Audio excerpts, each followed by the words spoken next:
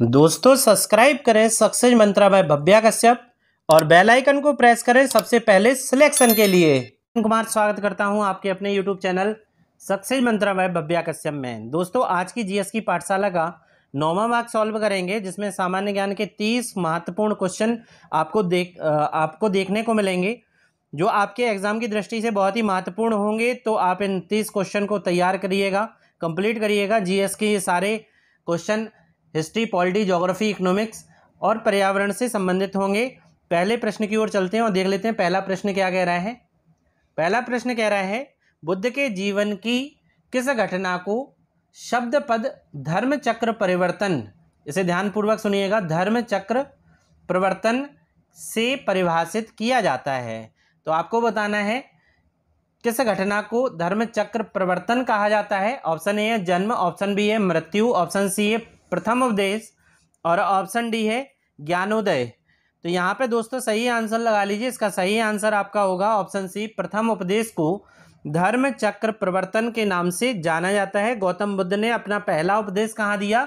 तो दोस्तों आपको याद रखना है, गौतम बुद्ध ने जो अपना पहला उपदेश दिया था वो सारनाथ में दिया था। कहाँ दिया था? सारनाथ में दिया था। ये जो सारनाथ है वो आपके वाराणसी, उत्तर प्रदेश में वाराणसी के पास है। ठीक है, तो आपको याद रखना है बुद्ध ने अपने पहला प्रथम उपदेश कहाँ दिया था? तो सारनाथ में दिया था, और जिसे धर्मचक्र परिवर्तन के नाम से जाना जाता है। चलते हैं अगले क्वेश्चन की ओर। अगला क्वेश्चन है, रिक्त स्थान है और उसके बाद लिखा है के कारण एक उपग्रह पृथ्वी के चारों ओर अपनी कक्षा में घूमता है। तो क्या रीजन है, किसके कारण एक उपग्रह जो होता है पृथ्वी के चारों ओर अपनी कक्षा में घूमता है? आपको ये बताना है। ऑप्शन ए है अभिकेंद्री बल, ऑप्शन बी है गुरुत्वाकर्षण बल, ऑप्शन सी है अपकेंद्रीय बल, ऑप्शन डी है उपग्रह पर कार्य करने वाले परिणामी बल। तो आपको दोस्तों इसका सही आंसर बताना है कि किस कारण, क्या रीजन होता है कि एक उपग्रह पृथ्वी के चारों ओर अपनी कक्षा में घूमता है। तो पृथ्वी का जो उपग्रह है, आप जानते हैं जो प्राकृतिक उपग्रह है वो चंद्रमा है। तो चंद्रमा पृथ्वी के चारों ओर घूम रहा है, अपनी कक्षा में घूमता है। तो किस बल के कारण? तो ऑप्शन ए सही है यहाँ पे, अभिकेंद्रीय बल के कारण। किस बल के कारण? अभिकेंद्रीय बल के कारण। अगले क्वेश्चन की ओर चलते हैं। अगला क्वेश्चन है क्वेश्चन नंबर 3। केरल में थुम्बा, क्या नाम लिखा है? थुम्बा लिखा है, डैश के लिए प्रसिद्ध है। तो थुम्बा जो है वो किसके लिए प्रसिद्ध है? ऑप्शन ए इनमें कई चाय के बागान हैं, ऑप्शन बी है इनमें बैक वाटर और लैगून है, ऑप्शन सी है यह एक रॉकेट लॉन्चिंग स्टेशन है, ऑप्शन डी है इसका आयुर्वेदिक केंद्र है। तो थुम्बा जो होता है वो केरल में है और यह एक रॉकेट लॉन्चर स्टेशन है। तो ऑप्शन सी यहाँ पे सही हो जाएगा, यह एक रॉकेट लॉन्चिंग स्टेशन है जिसे थुम्बा कहा गया है, केरल में जो स्थित है। ठीक है ना। Question number 4। क्वेश्चन नंबर 4 कह रहे हैं 1916 ईस्वी में भारतीय राष्ट्रीय कांग्रेस के लखनऊ अधिवेशन की अध्यक्षता किसके द्वारा की गई थी? तो 1916 में भारतीय राष्ट्रीय कांग्रेस का अधिवेशन हुआ था। कहाँ हुआ था? तो लखनऊ में हुआ था। इसकी अध्यक्षता किसने की थी? ऑप्शन ए है मोहनदास करमचंद गांधी, ऑप्शन बी है मोतीलाल नेहरू, ऑप्शन सी है एन.सी. चंद्रा बकर, ऑप्शन डी है अंबिका चरण मजूमदार। तो दोस्तों यहाँ पे सही आंसर लगा लीजिए। सही इसका आंसर है ऑप्शन डी, अंबिका चरण मजूमदार, जिसे ए.सी. मजूमदार भी कहा जाता है। इन्होंने 1916 में भारतीय राष्ट्रीय कांग्रेस के अधिवेशन की अध्यक्षता की थी। यह अधिवेशन लखनऊ में हुआ था। मोस्ट इंपोर्टेंट, क्योंकि गरम दल नरम दल इसमें क्या हुए थे? एक हो गए थे, इसलिए यहाँ पे ये महत्वपूर्ण हो जाता है। अगला है क्वेश्चन नंबर 5। क्वेश्चन नंबर 5 यहाँ पे कह रहे हैं, क्वेश्चन नंबर 5 पे चलने के पहले जो भी विद्यार्थी नए हैं हमारे जीएस की पाठशाला को देख रहे हैं वो चैनल को सब्सक्राइब कर लें, बेल आइकन को दबाना ना भूलें ताकि आपको नोटिफिकेशन सबसे पहले मिल सके। आपको इस वीडियो की जो पीडीएफ है वो आपको हमारे टेलीग्राम चैनल, जिसका नाम है सक्सेस मंत्रा बाय भव्या कश्यप, इसी नाम से अगर आप सर्च करेंगे तो आपको वहाँ पे टेलीग्राम चैनल मिल जाएगा, उसे आप ज्वाइन कर लीजिए। तो आपका इसका पीडीएफ जो है आपको प्रोवाइड करा दिया जाएगा। आप चलते हैं क्वेश्चन नंबर 5 की ओर। क्वेश्चन नंबर 5 कह रहा है निम्नलिखित में से कौन सा अलकनंदा और भागीरथी का संगम स्थल है? तो अलकनंदा और भागीरथी का संगम स्थल है। दोस्तों आपको हम पहले ये बता दें कि इसी चैनल पर आपके लिए गंगा नदी तंत्र बड़े ही सरल तरीके से मैंने इसमें पढ़ा रखा है, जिसमें ये क्वेश्चन आपको देखने को मिल सकता है। आप जाइए उसे गंगा नदी तंत्र पूरा पढ़ लीजिए, एक भी क्वेश्चन वहाँ से आपका बाहर नहीं होगा। चलिए इसके ऑप्शन देख लेते हैं। अलकनंदा और भागीरथी का संगम ये जो कह रहा है, ऑप्शन ए है विष्णु प्रयाग, ऑप्शन बी है कर्ण प्रयाग, ऑप्शन सी है रुद्र प्रयाग, ऑप्शन डी है देव प्रयाग। तो दोस्तों इसका सही आंसर आपको लगाना है। अलकनंदा और भागीरथी का जो संगम होता है वो देव प्रयाग में होता है। कहाँ होता है? देव प्रयाग में होता है। ऑप्शन डी यहाँ पे सही है। आगे चलकर ये नदी गंगा के नाम से जानी जाती है, फिर इसके बाद हरिद्वार में आ जाती है, पर्वतों से मैदानों में हरिद्वार में प्रवेश करती है। इसके बाद उत्तर प्रदेश के बाद बिहार, झारखंड होते हुए पश्चिम बंगाल, और फिर बंगाल की खाड़ी में ये नदी पहुंचती है। बंगाल की खाड़ी में दूसरी नदी आ रही होती है जिसका नाम है ब्रह्मपुत्र, जो जमुना के नाम से जानी जाती है। बंगाल की खाड़ी में गंगा को पद्मा के नाम से जाना जाता है। गंगा का पद्मा और ब्रह्मपुत्र का जमुना आगे चलकर एक डेल्टा बनाता है, उसे कहते हैं सुंदरबन का डेल्टा, जो मेघना नदी भी उसमें आकर मिल जाती है। क्वेश्चन नंबर 6 पे, क्वेश्चन नंबर 6 है, कौन सी नदी भारत में 2 बार कर्क रेखा को पार करती है, 2 बार कर्क रेखा को काटती है? कौन सी नदी है ऐसी जो भारत में कर्क रेखा को काटती है? दोस्तों आप जानते हैं कर्क रेखा भारत के मध्य से होकर गुजरती है। मैंने आपको पिछले जीएस की पाठशाला में कर्क रेखा भी बताई थी कि किन किन राज्यों से कर्क रेखा गुजरती है या नहीं गुजरती है, वो मैंने वहाँ पे बताया था। ऑप्शन देख लीजिए। ऑप्शन ए है ताप्ती, ऑप्शन बी है माही, ऑप्शन सी है बेनगंगा, ऑप्शन डी है मंजरा। तो दोस्तों यहाँ पे सही आंसर लगा लीजिए। सही आंसर है माही नदी। कौन सी नदी है? माही नदी जो है वो कर्क रेखा को 2 बार काटती है। माही नदी मध्य प्रदेश के धार जिले से निकलती है। मध्य प्रदेश के एमपी के धार जिले से इसका उद्गम स्थल है और जाके अरब सागर में ये गिर जाती है। चलते हैं अगले क्वेश्चन की ओर। क्वेश्चन है क्वेश्चन नंबर 7, कानपुर में 1857 के विद्रोह का नेतृत्व किसने किया था? बहुत सरल और बहुत अच्छा क्वेश्चन है एग्जाम की दृष्टि से।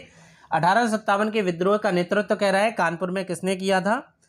ऑप्शन ए है अब्दुल अली खान, ऑप्शन बी है रानी लक्ष्मीबाई, ऑप्शन सी है बख्त खान, ऑप्शन डी है नाना साहब।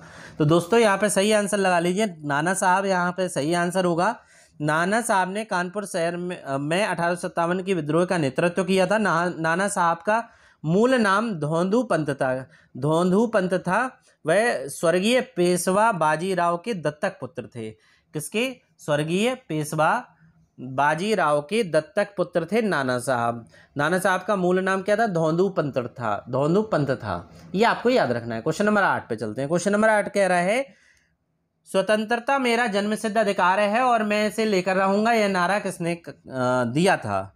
तो आपको बताना है स्वतंत्रता मेरा जन्मसिद्ध अधिकार है, मैं इसे लेकर रहूंगा, ये नारा किसने दिया? Option A Badruddin Tyab ji, option B Dadabhai Naoroji, option C WC Banerjee और ऑप्शन डी बाल गंगाधर तिलक।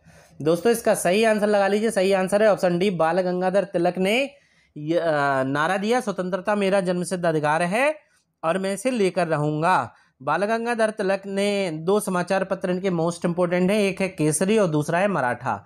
कौन कौन से? केसरी है और दूसरा है मराठा।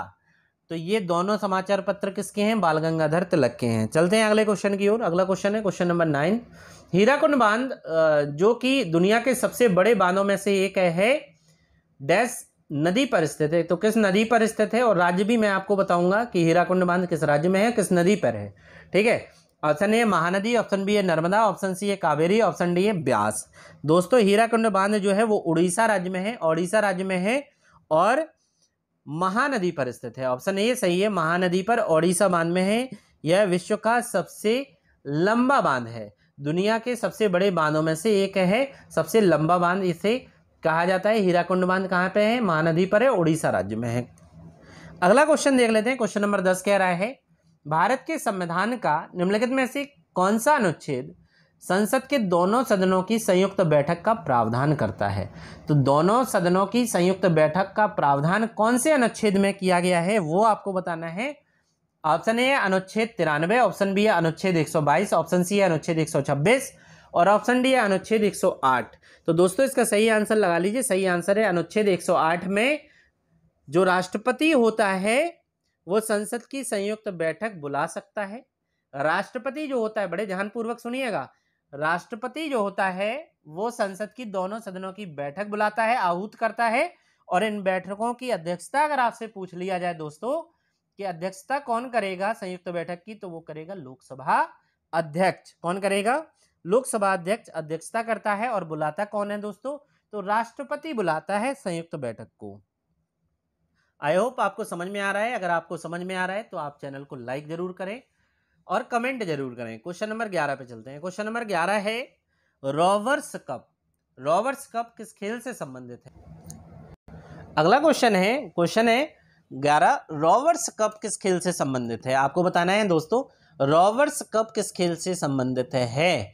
तो अभी हाल ही में हमने आपको खेल और खेल से संबंधित खिलाड़ी भी हैं, उसमें कप और ट्रॉफियां भी हैं, कौन से देश का कौन सा राष्ट्रीय खेल है वो भी है। तो एक समग्र पैकेज का एक वीडियो बनाया था हमने, उसमें सारी चीज़ें उसमें खेल से संबंधित की थी। तो आप उसे देख सकते हैं, प्लेलिस्ट में वो डला होगा, आप जाके उसे देख लीजिए। उसमें रोवर्स कप भी आपको मिलेगा। यहाँ पे देख लेते हैं रोवर्स कप किस खेल से संबंधित है। ऑप्शन ए है टेनिस, ऑप्शन बी है फुटबॉल, ऑप्शन सी है वॉलीबॉल, ऑप्शन डी है हॉकी। तो दोस्तों आपको बताना है रोवर्स कप किस खेल से है। तो फुटबॉल से रोवर्स कप जो है वो संबंधित होता है। अगले क्वेश्चन की ओर चलते हैं। क्वेश्चन नंबर 12 कह रहा है भारत के किस गवर्नर जनरल ने भारत में डाक सेवा शुरू की थी? आपको बताना है गवर्नर जनरल ने भारत में डाक सेवा शुरू की थी। ऑप्शन ए है लॉर्ड कैनिंग, ऑप्शन बी है लॉर्ड कॉर्नवालिस, ऑप्शन सी है लॉर्ड डलहौजी, ऑप्शन डी है लॉर्ड बोरिंग हेस्टिंग। तो दोस्तों इसका सही आंसर लगा लीजिए। लॉर्ड डलहौजी जो है उन्होंने भारत में 1854 में, कब? 1844 में, 1854 में उन्होंने भारतीय डाक सेवा शुरू की थी लॉर्ड डलहौजी ने। तो 1854 सही कर लीजिए, 1854 यहाँ पे सही है, लॉर्ड डलहौजी यहाँ पे सही है। तो भारतीय डाक सेवा किसने शुरू की थी? तो लॉर्ड डलहौजी ने शुरू की थी। इसके लिए भी मेरा वीडियो डला हुआ है, प्लेलिस्ट में जाके देख सकते हैं। जितने भी गवर्नर जनरल हैं वो सारे के सारे वायसराय उसमें हैं, आप देखिए वहाँ पे डिटेल पढ़ा कीजिए। ये क्वेश्चन तो आपके वैसे ही बन जाएंगे। क्वेश्चन नंबर 13 पे चलते हैं। क्वेश्चन नंबर 13 देख लेते हैं। भारत के पहले गृह मंत्री कौन थे? होम मिनिस्टर कौन थे भारत के पहले? ऑप्शन ए है पंडित जवाहरलाल नेहरू, ऑप्शन बी है स्वयं सिंह, ऑप्शन सी है सरदार वल्लभ भाई पटेल, और ऑप्शन डी है लाल बहादुर शास्त्री। तो दोस्तों यहाँ पे सही आंसर लगा लीजिए। सरदार वल्लभ भाई पटेल जो है भारत के पहले गृह मंत्री थे। कौन थे? भारत के पहले गृह मंत्री थे, आपको याद रखना है। क्वेश्चन नंबर 14 पे चलते हैं। क्वेश्चन नंबर 14 कह रहा है पश्चिमी और पूर्वी घाट कहाँ मिलते हैं? पश्चिमी और पूर्वी घाट कह रहा है कहाँ मिलते हैं, आपको ये बताना है। ऑप्शन ए है नीलगिरी पहाड़ियाँ, ऑप्शन बी है इलायची की पहाड़ियाँ, ऑप्शन सी है, ऑप्शन बी आप देख चुके हैं इलायची की पहाड़ियाँ, ऑप्शन सी है पालनी हिल्स, ऑप्शन डी है अन्नामलाई हिल्स। दोस्तों इसका सही बताइए आप लोग, आंसर क्या होगा? पश्चिमी और पूर्वी घाट कहाँ मिलते हैं? तो दोस्तों ये जो मिलते हैं वो नीलगिरी की पहाड़ियों पर मिलते हैं। कहाँ मिलते हैं? दोनों आपस में मिलते हैं। कहाँ संगम होता है पश्चिमी और पूर्वी घाट का? तो नीलगिरी की पहाड़ियों पर होता है। नीलगिरी के पर्वत श्रृंखला कहाँ कहाँ पर फैली है? तो तमिलनाडु राज्य में फैली है, कर्नाटक और केरल, ये तीनों राज्यों में इस नीलगिरी पर्वत फैला हुआ है। और नीलगिरी की अगर पर्वत की सर्वोच्च चोटी आपसे पूछ ली जाए तो वो है आपकी दोडा बेट्टा। कौन सी है? दोडा बेट्टा सबसे ऊंची चोटी है नीलगिरी की।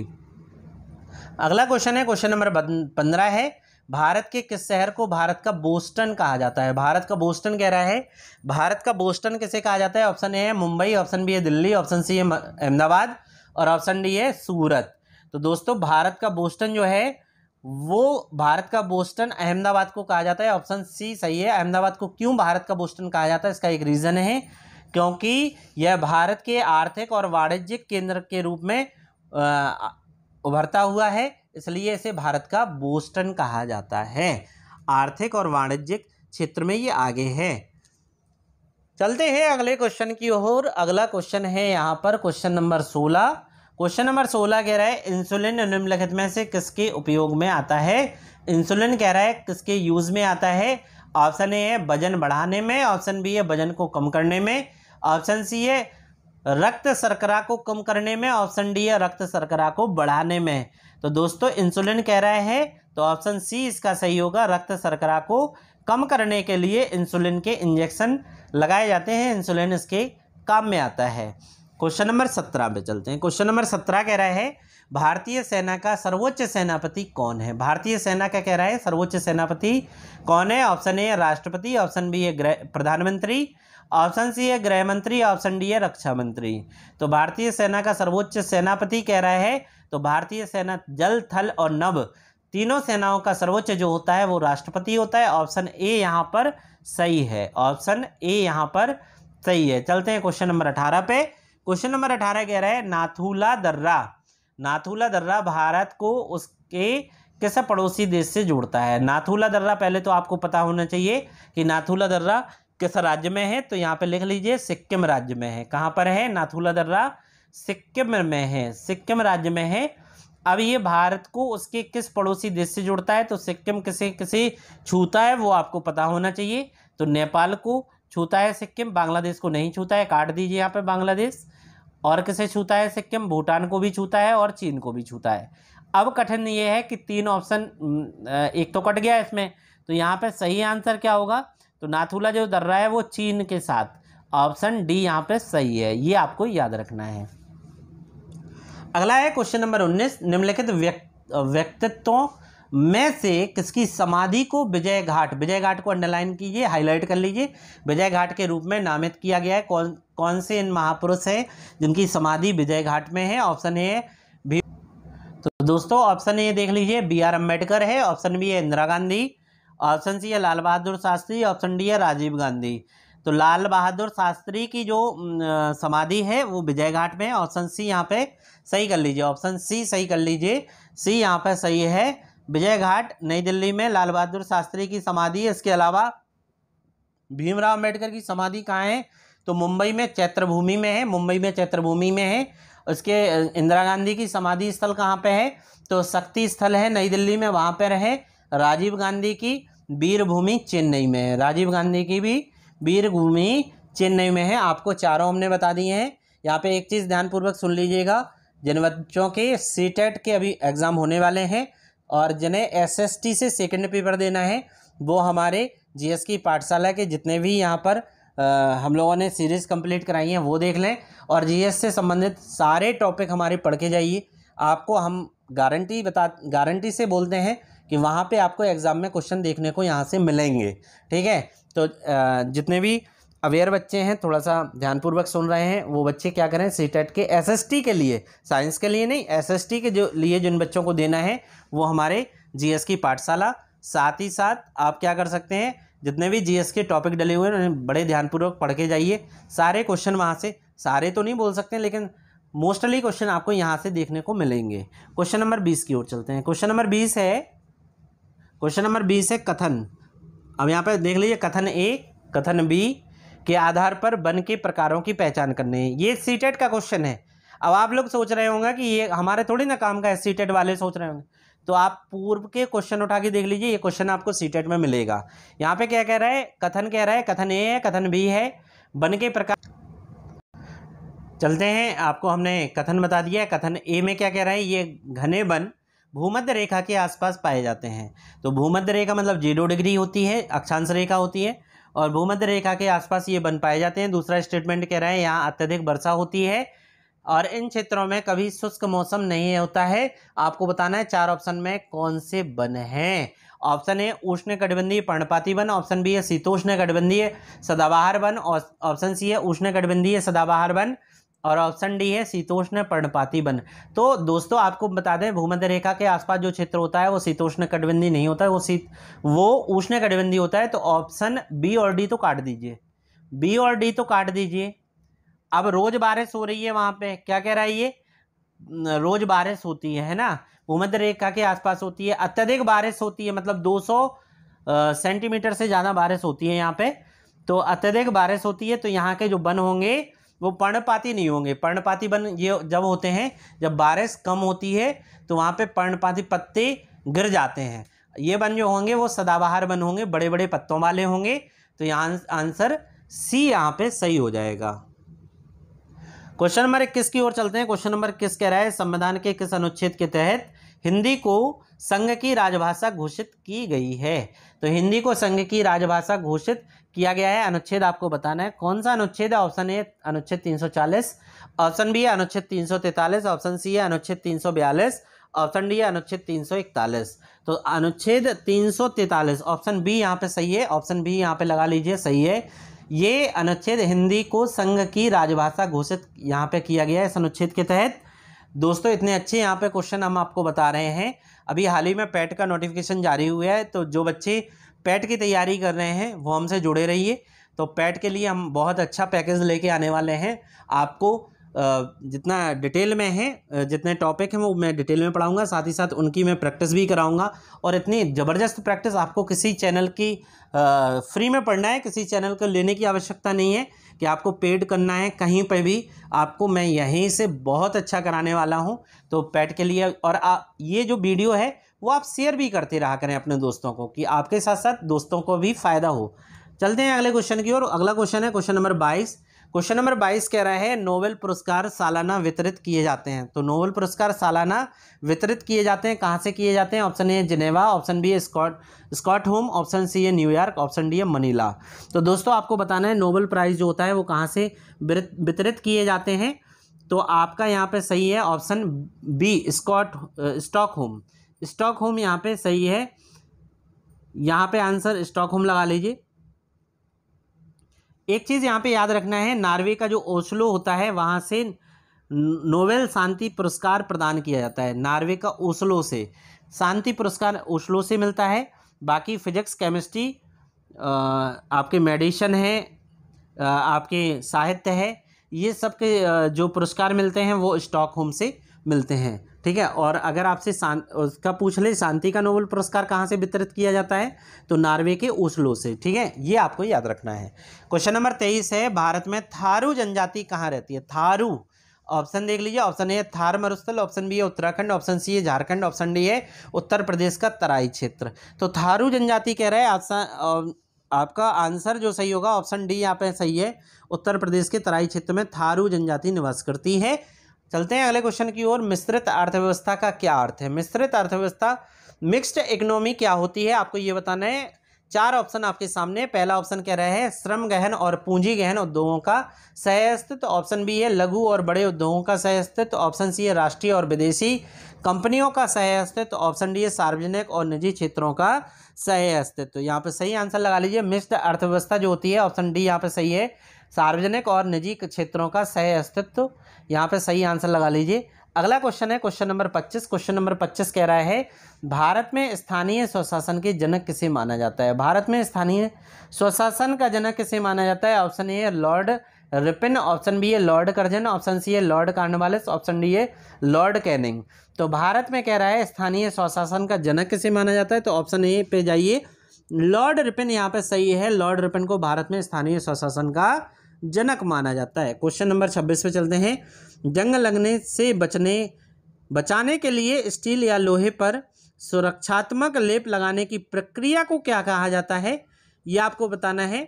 ऑप्शन ए गैल्वनीकरण, ऑप्शन बी है सॉलिडिफिकेशन, ऑप्शन सी है ब्लैकनिंग, ऑप्शन सी है निष्क्रियता। तो यहाँ पे सही आंसर लगा लीजिए। ऑप्शन ए यहाँ पे सही है, गैल्वनीकरण यहाँ पे सही लगा लीजिए आंसर। अगला है क्वेश्चन नंबर 27। अरावली पर्वत श्रृंखला किस राज्य से होकर नहीं गुजरती? तो अरावली पर्वत श्रृंखला ये तो सभी जानते हैं कि ये राजस्थान में पर्वत श्रृंखला है। विश्व की सबसे पुरानी पर्वत श्रृंखला अरावली है। इसकी सर्वोच्च चोटी गुरु शिखर है, ये भी आपको याद रखना है। अब यहाँ पे क्वेश्चन थोड़ा सा घुमा दिया है, थोड़ा सा कठिन करने की कोशिश कर रहा है, लेकिन आपके लिए कठिन नहीं होगा क्योंकि हमारी पूरी टीम आपको किसी क्वेश्चन को कठिन नहीं रखने देगी। ठीक है, यहाँ पे सरल बनाते हैं इस क्वेश्चन को। अरावली पर्वत श्रृंखला किस राज्य से होकर नहीं गुजरती है? तो अरावली पर्वत श्रृंखला जो है उसका विस्तार है आपको गुजरात से लेकर दिल्ली तक। कहाँ से? गुजरात से लेकर दिल्ली तक है। अब यहाँ से देखना है किस किस राज्य से होकर गुजरती है, ये किस किस राज्य में फैली हुई है। तो यहाँ पे गुजरात, इसके बाद राजस्थान, इसके बाद हरियाणा, इसके बाद नई दिल्ली। तो यहाँ पे आपको चारों याद रखना है, गुजरात, राजस्थान, हरियाणा और दिल्ली, ये 4 राज्यों से होकर गुजरती है। तो यहाँ पे क्या नहीं मिल रहा है? मध्य प्रदेश नहीं मिल रहा है। ऑप्शन डी यहाँ पर सही हो जाएगा। चलते हैं अगले क्वेश्चन की ओर। क्वेश्चन नंबर 28 है। वीडियो को लाइक और कमेंट जरूर किया कीजिए, वीडियो को शेयर जरूर करें, और जिन बच्चों ने सब्सक्राइब नहीं किया है वो सब्सक्राइब जरूर करें। क्वेश्चन नंबर 28 कह रहा है उत्तर प्रदेश को पहले संयुक्त प्रांत के रूप में जाना जाता था, किस वर्ष से उसे उत्तर प्रदेश के नाम से जाने लगा है, नाम दिया गया है, वो आपको बताना है। ऑप्शन ए 26 जनवरी 1947, ऑप्शन बी है 24 जनवरी 1950, ऑप्शन सी है 26 जनवरी 1950 और ऑप्शन डी है 23 अगस्त 1948। तो दोस्तों यहाँ पे पहले संयुक्त प्रांत था उत्तर प्रदेश का नाम, बाद में 24 जनवरी 1950 को, कब, ऑप्शन बी पे जाइए, 24 जनवरी 1950 को इसका नाम बदलकर उत्तर प्रदेश के नाम से इसे जाने लगा। चलते हैं क्वेश्चन नंबर 29 की ओर। क्वेश्चन नंबर 29 कह रहा है भारत में एकता प्रणाली, कौन सी प्रणाली है? एकता प्रणाली की शुरुआत किसने की थी? ऑप्शन ए है कुतुबुद्दीन ऐबक, ऑप्शन बी है इल्तुतमिश, ऑप्शन सी है रजिया सुल्तान, ऑप्शन डी है बलबन। तो एकता प्रणाली कह रहे हैं, एकता प्रणाली की शुरुआत जो की थी वो इल्तुतमिश ने की थी। किसने? इल्तुतमिश ने एकता प्रणाली की शुरुआत की थी। चलते हैं आज के आखिरी क्वेश्चन की ओर। आखिरी क्वेश्चन यहाँ पे कह रहा है, क्वेश्चन नंबर 30 है, भारतीय संविधान के किस भाग में मौलिक अधिकारों का वर्णन किया गया है? तो आपको बताना है मौलिक अधिकारों का वर्णन किया गया किस भाग में है। मौलिक अधिकारों की डिटेल में अगर आपको वीडियो देखना है तो आप हमारे प्लेलिस्ट में जाके देख सकते हैं। बड़े सरल तरीके से मौलिक अधिकारों का विस्तृत अध्ययन मैंने यहाँ पे करवाया था आपको। चलते हैं क्वेश्चन नंबर, ऑप्शन ए कह रहा है भाग 4 अनुच्छेद 12 से 40, ऑप्शन बी कह रहा है भाग 5 अनुच्छेद 12 से 30, ऑप्शन सी कह रहा है भाग 6 अनुच्छेद 12 से 36, ऑप्शन डी कह रहा है भाग 3 अनुच्छेद 12 से 35। तो दोस्तों यहाँ पे आंसर सही लगा लीजिए। संविधान के किस भाग में? तो भाग 3 में है। और कौन से अनुच्छेद हैं दोस्तों? तो अनुच्छेद है अनुच्छेद 12 से अनुच्छेद 35 में भारतीय संविधान में मौलिक अधिकारों का वर्णन किया गया है। दोस्तों आपको मैंने आज जीएस की पाठशाला के तहत 30 महत्वपूर्ण क्वेश्चन की डिटेल में तैयार कराए हैं। उम्मीद करता हूं आज का टॉपिक आपको पसंद आया होगा। अगर आपको आज का वीडियो पसंद आया है तो आप हमारे यूट्यूब चैनल जिसका नाम है सक्सेस मंत्रा बाय भव्या कश्यप, इसे सब्सक्राइब करें, लाइक करें, कमेंट करें और ज़्यादा से ज़्यादा अपने दोस्तों में, अपने रिश्तेदारों में शेयर करें। धन्यवाद।